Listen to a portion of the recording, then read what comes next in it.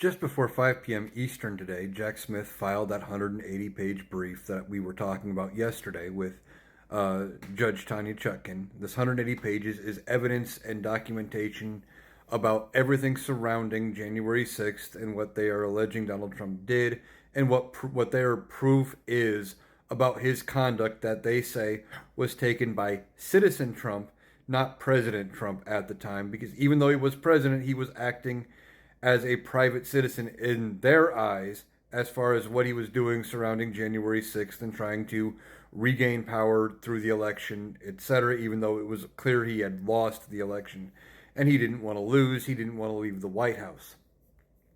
But he filed this 180-page brief. It is under seal, which means it is not released to the public as of yet.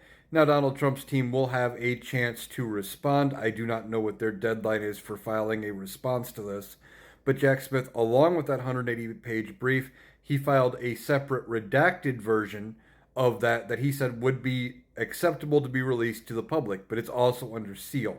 Whether the full 180 pages or the redacted version, whether either one becomes public, will be up to Judge Tanya Chutkin. And it also will partially depend on the arguments made by Donald Trump and his legal team in the coming days. Now I can about guess what his legal team is going to say. Basically something along the lines of it's election interference, it's unfair, Supreme Court immunity ruling. That's going to be about the three things they're going to talk about because that's all they have at this point. And I know Judge Tanya Chutkin is a little irritated by always having to deal with this Supreme Court immunity ruling and the election interference side of it, because that's the same thing they file every time, and she's already pretty much dismissed those, saying we will deal with the immunity as it comes up, and it's not election interference. You know, this case has been going on for like almost 2 years now, a year and a half.